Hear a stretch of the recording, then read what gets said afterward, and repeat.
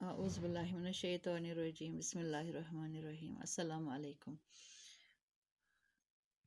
Class 10th subject है उर्दू और topic है आज मेरा मुसद्दस किससे कहते हैं, मुसद्दस पे नोट। ये आपकी किताब में जो है ये नात रसा जावदानी का लिखा हुआ, उसी का ये नोट है। उस पर आपको ये सवाल है कि मुसद्दस और नात पर नोट लिखिए। नात है आपकी किताब में, वो आप खुद पढ़ सकते हैं, और मुसद्दस जो है ये मैं आपको पढ़ाऊंगी। मुसद्दस मुसद्दस इस नज़म को कहते हैं जिसमें 6 मिसरों के बंद हों, यानी एक एक बंद में 6 मिसर हैं। इन 6 मिसरों में से 4 हम काफिया होते हैं और हम रदीफ भी होते हैं। मैंने आपको पहले ही पढ़ाया है कि काफिया किससे कहते हैं और रदीफ किससे कहते हैं, तो आज मैं आपको इसके बारे में नहीं बताऊंगी। इसमें हम काफिया 4 अशार होते हैं और हम रदीफ भी वो होते हैं। बाकी 2 मिसरे जो हैं, यानी 6 मिसरों का बंद जो है, इसमें 4 मिसर जो हम काफिया भी होते हैं और हम रदीफ भी होते हैं। बाकी जो 2 मिसर रह गए, 5वां और 6ठा, बाकी 2 मिसरे में एक में अलग काफिया और अलग रदीफ होता है। मुसद्दस मुसम्मत की एक किस्म है। मुसम्मत किसको कहते हैं? मुसम्मत वो नज़म जिसमें 3 से लेकर 10 मिसरे तक होते हैं, उसको मुसम्मत कहते हैं। ये मुसम्मत जो है, ये उसी मुसद्दस जो है, ये मुसम्मत का एक किस्म है। 6 मिसरों वाले बंद की नज़म मुसद्दस कहलाती है और 7 मिसरों वाली बंद की नज़म को मुअश्शर कहते हैं। ये है मुसद्दस किसे कहते हैं। मुसद्दस उर्दू शायरी में ख़ास मुकाम रखती है। मिर्ज़ा मोहम्मद रफ़ी सौदा ने मुसद्दस को पहली बार मरसिया लिखने के लिए इस्तेमाल किया है। मीर अनीस और मिर्ज़ा दबीर के भी कामयाब मरसिये मुसद्दस में लिखे गए हैं। ये है मुसद्दस पे नोट। अब उसी के साथ आपका एक और इसी नात का सवाल है कि ये नात के उसकी ये उसका खुलासा, नात का खुलासा, ये मैं आपको अब पढ़ाऊंगी।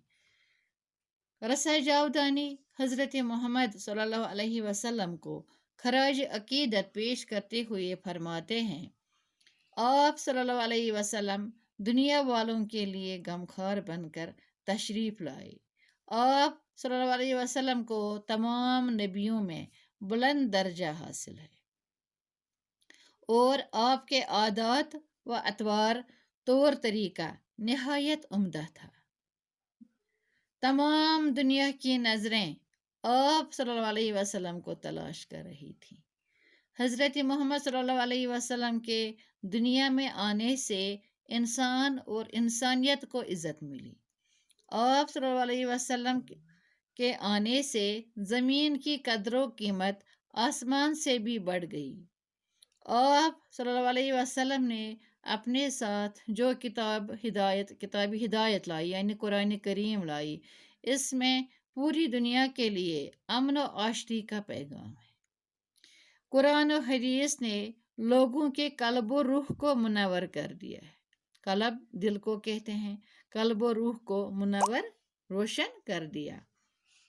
आप सल्लल्लाहु अलैहि वसल्लम की मेहरबानियाँ सभी लोगों पर यकसां हैं, सबको बराबर समझा और यही तालीम दी कि दुनिया के सभी इंसान, अजमी हो या अरबी, गोरे हो या काले, सब बराबर हैं।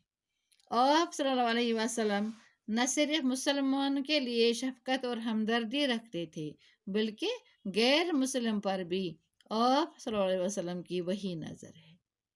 आप सल्लल्लाहु अलैहि वसल्लम की मोहब्बत बेकरां है तमाम बनी नवा इंसान के लिए। इसीलिए आप सल्लल्लाहु अलैहि वसल्लम को रहमतुल लिल आलमीन, तमाम आलमों के लिए रहमत के खिताब से नवाजा गया। लोग आप सल्लल्लाहु अलैहि वसल्लम से अकीदत रखते हैं। आप सल्लल्लाहु अलैहि वसल्लम के किरदार को देखकर हर कोई आपकी शान और अजमत का कायल है।